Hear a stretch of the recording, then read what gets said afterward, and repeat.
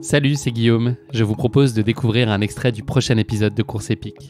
Course épique, c'est chaque semaine un invité, une course, une histoire hors du commun. Je vous donne rendez-vous tous les mercredis pour découvrir un nouvel épisode et vivre une grande et belle histoire de course.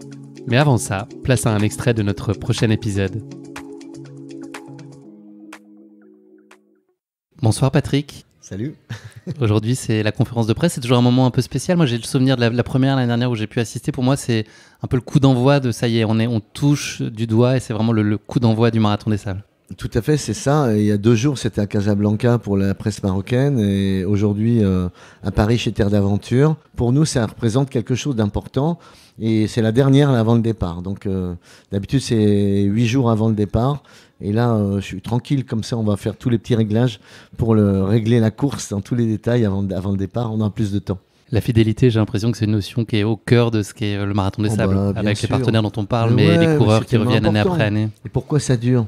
Parce qu'on a du plaisir. Si c'était que du business, on n'en serait pas là, quoi. Non, mais sincèrement, c'est tellement important dans nos vies, les émotions que ça nous procure, les échanges, voilà, c'est magnifique. On est en 1984, là tu as l'impression qu'on est en 2023, mais qu'est-ce qui s'est passé dans la tête de Patrick Bauer ce beau jour de 1984 ? Tu as 28 ans et tu te lances dans le Sahara, que tu décides de parcourir à pied en solitaire pour 350 km. C'était quoi ta quête ou ce projet ou ce rêve à ce moment-là ? Oui, je crois que ça peut être une quête. Quelque part, j'avais ce rêve du naufragé volontaire qui part en autonomie totale avec son eau, sa nourriture. Alors, j'avais vécu 2 ans en Afrique de l'Ouest. J'avais un job de délégué culturel pour Borders Pédagogie. Ça fait un peu pompeux, mais j'ai très peu travaillé. Mais enfin, j'ai diffusé des encyclopédies pédagogiques en brousse pour les instituteurs. C'est un peu les dieux sont tombés sur la tête, quoi, dans les écoles. Enfin, c'est un truc de ouf. Ça a été tellement merveilleux et j'ai traversé plusieurs fois le Sahara en voiture. Et au retour de ces 2 années, j'avais qu'une envie, c'est de repartir en Afrique. Et puis vivre le désert autrement qu'en voiture. Et je me suis lancé ce défi de me dire, bon voilà, je prends un sac à dos, ma nourriture, mon sac de couchage, ma flotte, et je veux être autonome. Et je savais pas combien de temps ça allait durer. Ça a duré 12 jours quand même. Bon, évidemment, j'avais plus rien dans mon sac, mais mes mollets avaient gonflé. J'étais bien, physiquement, j'étais super. Et donc, l'arrivée, bon, c'est une fusée de détresse au milieu d'un petit village de nulle part. Mais j'avais terminé mon périple. Et au retour, on a eu envie de remercier les quelques sponsors locaux de ma ville. Hein. On a fait une petite projection de film Super 8 qu'on avait fait, avec une toute petite caméra, Fuji P2, je me rappelle. Et on a projeté ça à l'hôtel de ville de Troyes, chez moi. Il y avait 200 personnes, avec les quelques sponsors. Et vraiment, c'est pas grand-chose, mais on a voulu apporter un témoignage de ça. Et ça a suscité un tel engouement. Les gens qui disaient, mais c'est trop génial de vivre un truc pareil. Et en fait, on attendait qu'il y ait un truc comme ça, que des gens nous disent, mais c'est trop génial, nous on aimerait bien vivre un truc pareil. Donc c'est là que je me suis dit, mais il faut que tu partages cette expérience au plus grand nombre. Maintenant, crée une épreuve aux caractéristiques les plus proches de ton expédition, l'autosuffisance alimentaire, le désert, la marche à pied, la course. Et puis on a démarré 2 ans après, en 86, avec les 23 pionniers de cette première édition, quoi. Le Marathon des Sables, c'est 10 jours de course, d'avant-course et d'après-course. Mais en réalité, c'est 365 jours de boulot. C'est quoi les grands cycles, sans rentrer dans le détail, mais les grandes phases? En gros, dès qu'un Marathon des Sables se termine, celui d'après est déjà enclenché. Enfin, voilà, comment est-ce que vous structurez tout ça et quelle équipe t'accompagne pour ça? En fait, c'est un travail d'une année sur l'autre. Je dirais pas pour tous les départements, mais quand on rentre en avril, il faut tout de suite réserver les hôtels en juin ou plus tard pour l'année suivante. Ensuite, il faut commencer à regarder les avions, les capacités, qu'est-ce qu'on va avoir besoin. Ça, on attend le mois de septembre. En fait, il y a un timing qui est prêt pour tout, mais puis toutes les actions de communication qu'on met en place, la quête pour trouver des sponsors, ça aussi, c'est pas si simple. Des sponsors, et puis aussi de trouver des sous pour le centre, pour les enfants, pour faire vivre le centre. C'est jamais gagné à l'avance, mais puis tout ce qui concerne la logistique, les loueurs de voitures, les bivouacs, des trucs à refabriquer qui sont plus bons, pour rester toujours. C'est un peu comme une maison, on doit l'entretenir régulièrement. Là, c'est pareil, le marathon. Puis on se pose des questions toujours, comment on peut faire mieux. Là, on lance le MDS Mag, le magazine.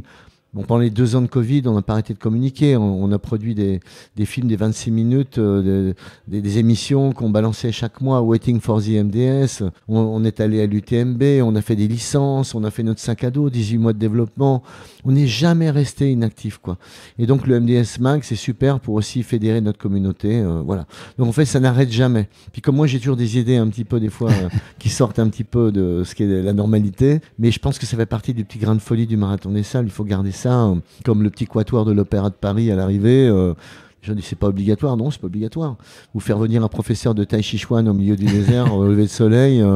Bon, voilà, mais moi, j'aime bien ces choses-là. Ça sort du cadre de la course, vraiment, mais en même temps, c'est les petits détails qui font la différence aussi avec d'autres épreuves, peut-être. Je sais pas. Sur le parcours de cette année, là, ne me fait pas peur. Tu n'as pas eu trop de grains de folie sur ce qui nous attend cette année, puisque le parcours n'est dévoilé que à l'arrivée quand on est dans le bus. Exactement. Quand les gens montent dans le bus, ils regardent la longueur des étapes. Et bon, je peux rien dire hein, là-dessus. Bien sûr. Malheureusement, je vais pas essayer bien, de te soudoyer. possible, quoi. C'est un des moments très forts du Marathon des Sables. C'est le moment où tu accueilles ils sont finishers. Ils n'ont pas encore fait l'étape de solidarité, mais en tout cas, c'est le moment où tu leur remets la médaille un par un. Donc tu passes c'est mon marathon à moi moment. cette journée-là, parce que je commence je crois, à 10h30 du matin jusqu'à 19h. Et je remets toutes les médailles à tout le monde. Alors, je suis pas tout seul, hein. Il y a des filles, des commissaires bivouac qui m'accompagnent, etc. Mais il y a beaucoup qui veulent que ce soit moi. Bon, alors voilà, c'est comme ça, c'est la règle du jeu. J'accepte. Et une année, j'avais remis 600 médailles, je suis parti pendant 1 heure. Et je sais que j'ai un concurrent, on m'a dit que t'es arrivé, il a acheté sa médaille parce que je ne l'avais pas remis. Mais en même temps, j'avais un problème majeur à régler, très important, et personne pouvait. C'est pas que je suis indispensable, mais voilà, la relation quand tu as avec les autorités ou qu'il y a un truc, bah, c'est toi qu'on veut voir. Et quand tu prends une décision, que tu dis voilà, bah, si c'est comme ça, moi je vais faire ça, il y a personne qui va le dire à ma place, quoi. Donc j'en prends la responsabilité. Et voilà.